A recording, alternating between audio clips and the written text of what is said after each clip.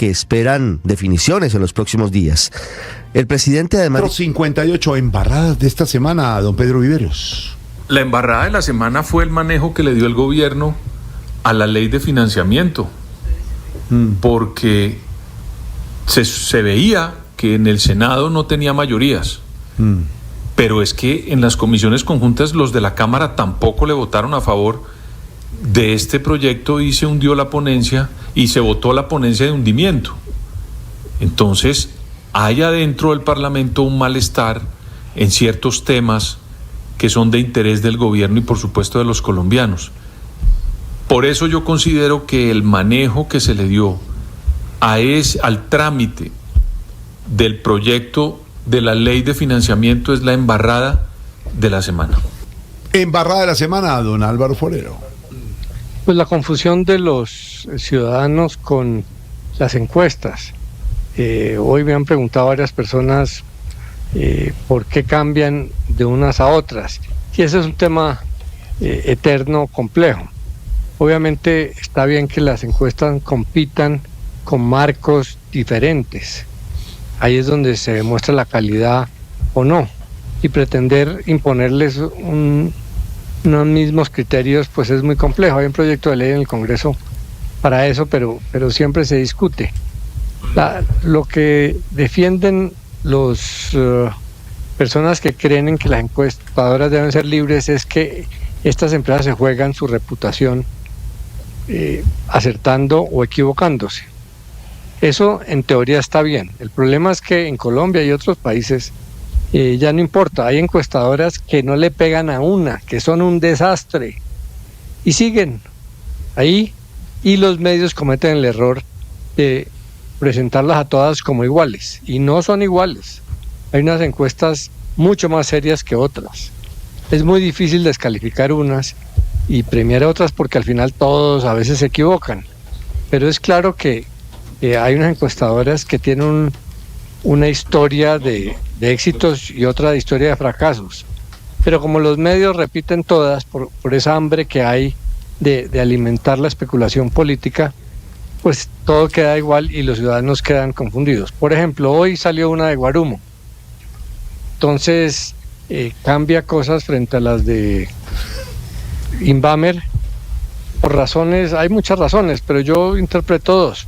A ver. Dos grandes cambios es que Germán Vargas baja y lo pasa a Vicky Dávila. Eso puede ser cierto, puede obedecer a muchas razones. Una que yo veo es que esta encuestadora incluye muchos candidatos de derecha, 18, que son más del doble que los de izquierda y centro sumados. ¿Eso qué hace? Pues diluye a los candidatos. ¿Y a quién diluye más? Pues a los candidatos tradicionales, porque hay muchos exministros como Vargas, de partidos políticos. Entonces uno le muerde 2%, otro le muerde 1.5%. Sí. Así. Lo que hace la encuestadora, en mi opinión, de una manera, pues, de tomar el atajo, es que arma 3 grupos y presenta como si fueran homogéneos. Sí. Entonces al grupo de centro le mete, por ejemplo, exministros conservadores. Por ejemplo, a Mauricio Cárdenas, que hoy en día es milecista, dice que como Milei hay que llegar a tomar medidas drásticas frente al Estado. Pues ese señor no es de centro, porque Milei es la ultraderecha. Entonces, pues ese tipo de salidas. Y por otro lado, Claudia López baja. Entonces uno se pone a mirar por qué. Puede ser cierto, pero también puede ser por las lógicas de la encuesta. Yo encuentro una posibilidad. Es que, según esta encuesta, solo un 13% del universo son personas de centro. Es decir, solo entrevistó a 13% de personas de centro, mientras que entrevistó a 22 personas de derecha.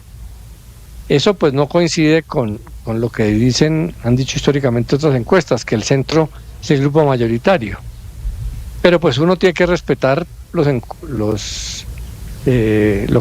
las encuestas. Claro. A veces encuentran grandes cambios, pero ahí solo en esos dos temas que planteo, y es que pues se diluye uno y se baja el otro, sí, con unas diferencias de esta encuesta con otras. Por ejemplo, lo que usted ha dicho con Pedro Jorge, siempre, Inbamer, claro, que no se pueden comparar una encuesta con otra, que usted siempre han dicho, y que es una foto de un momento, ¿no? pero hay Entonces, principios. Por ejemplo, Inbamer limita el número de candidatos. Entonces eso se ponen bravos algunos, pero es porque, para evitar lo que pasó aquí, 18 candidatos de derecha contra 4 de centro, pues a medir en lo que se llama carrera de caballos, todos contra todos, pues obviamente eso tiene un sesgo enorme a favor del bloque mayoritario.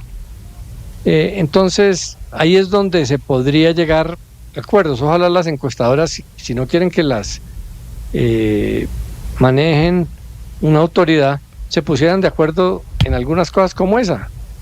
Si se van a encuestar todos los candidatos, si se van a hacer los grupos, quiénes van a ser de centro y quién no. No es que cada encuestadora diga, pues yo, como el señor Mauricio Cárdenas es moderado y estuvo en el gobierno de Santos, entonces lo pongo de centro.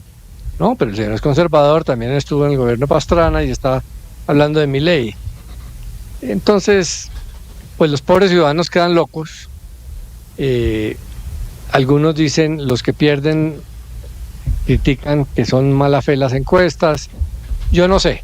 Lo que sí sé es que si se entrevista el doble de personas de derecha que de centro, pues el resultado cambia. Diferente. Si esa es la realidad en Colombia, que hay el doble de personas que se consideran de derecha frente a las que se consideran de centro, magnífico.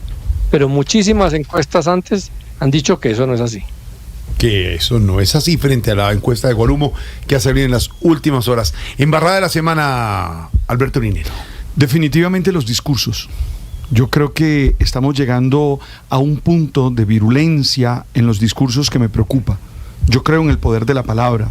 A mí, por ejemplo, ayer me dejó estupefacto, así muy sorprendido, el maldito grito cuando el señor presidente dice maldito.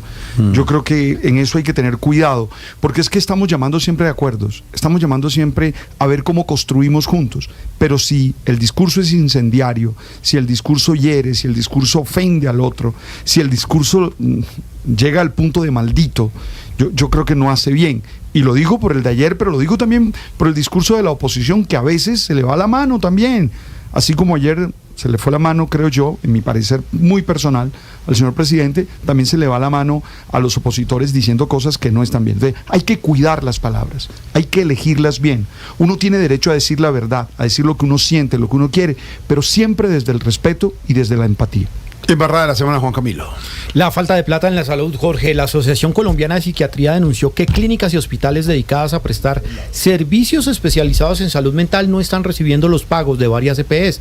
Lo más reciente son las cifras analizadas por esta asociación, que revelan un incremento en la frecuencia de distintos trastornos mentales, lo que, combinado con el crecimiento de la demanda de atención y la falta de plata para pagarle al personal, pues agravan esta situación. Esta denuncia se conoce justo cuando hoy el Observatorio Nacional de Salud reveló que la salud mental es uno de los 16 retos del sistema de salud pública en Colombia.